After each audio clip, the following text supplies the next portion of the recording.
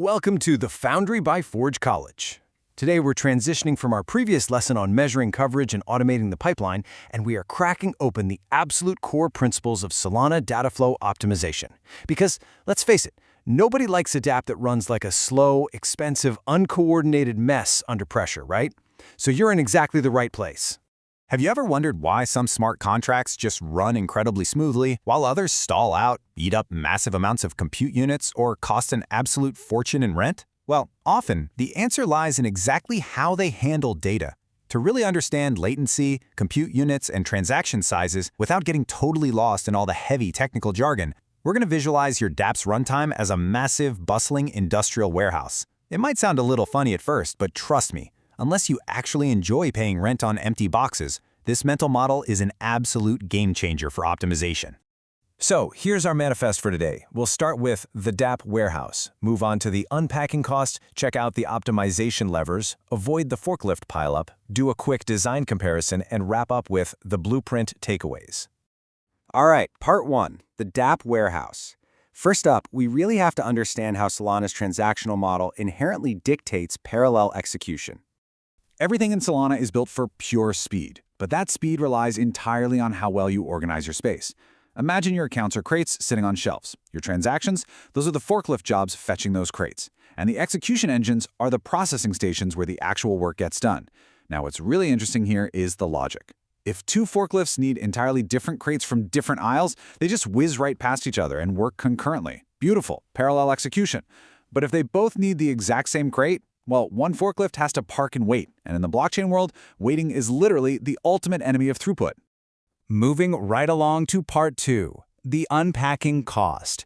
Let's see how fetching a crate translates into the physical work of actually processing it.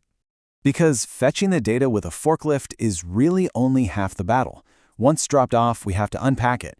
In the Solana ecosystem, we mostly use Borsh serialization. Think of this as the predictable overhead of unstrapping and unpacking a crate at the processing station. Every single time your transaction reads or writes account data, especially if you're using variable length vectors and strings, it's kind of like meticulously unpacking a set of nested Russian dolls. The system has to stop, read the length prefix, figure out exactly how many items are inside, and decode them element by element. This repetitive unpacking takes precious compute time right away from your core logic. So, here is the golden rule. Pack your fields tightly. You wouldn't pay premium shipping rates for a massive crate that is mostly just filled with empty air, right? Well, the exact same logic applies to your accounts. By packing fields tightly and minimizing account bytes, you drastically lower the deserialization time at the processing station, saving storage rent and significantly reducing compute consumption. Which brings us to part three, the optimization levers. As you progress through the learning programs here, you're going to need some concrete engineering levers to eliminate these warehouse inefficiencies.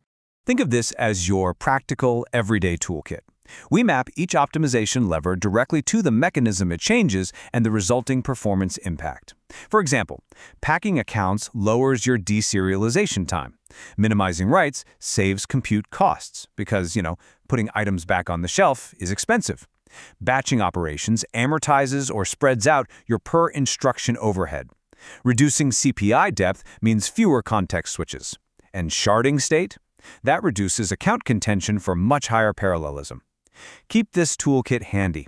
It's the secret sauce for writing high-performance dApps.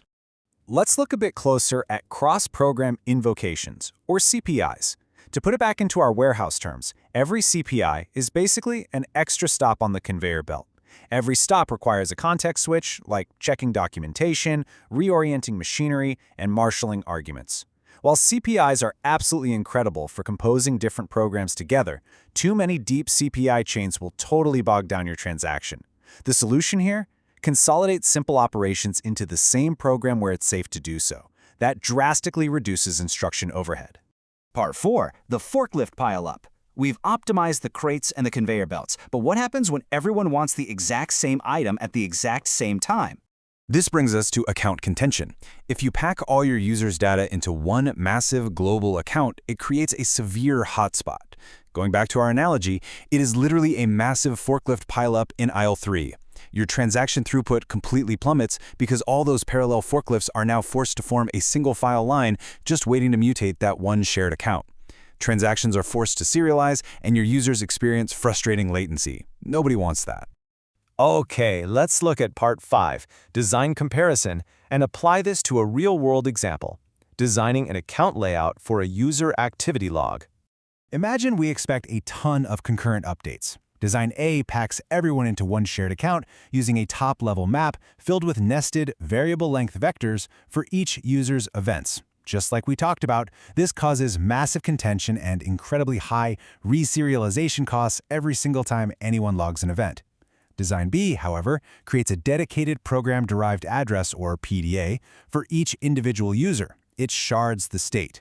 This means a forklift for user A and a forklift for user B go to completely different shelves, enabling that beautiful parallel execution we are aiming for.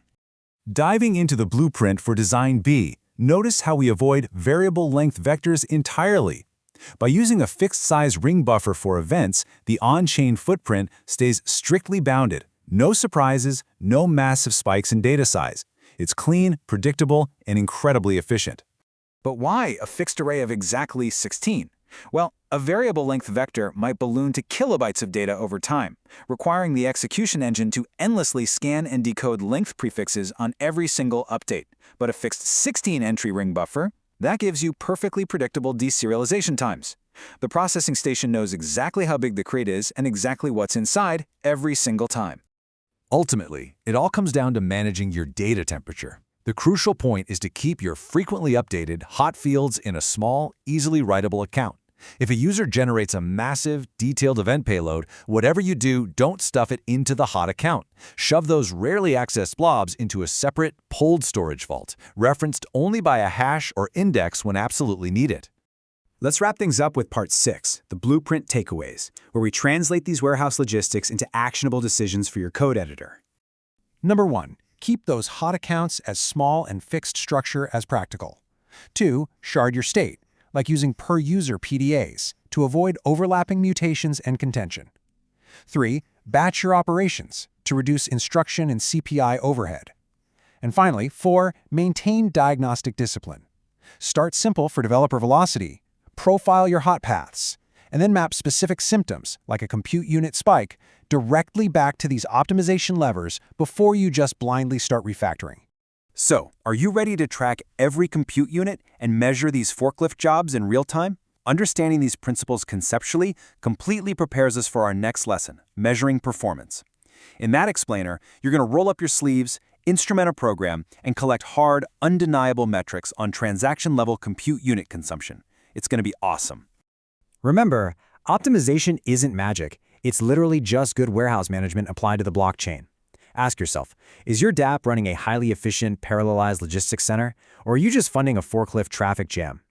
To learn more about this subject and explore other Web3-related topics, be sure to visit forge.college. Thanks for joining us at the Foundry, and we'll see you in the next explainer.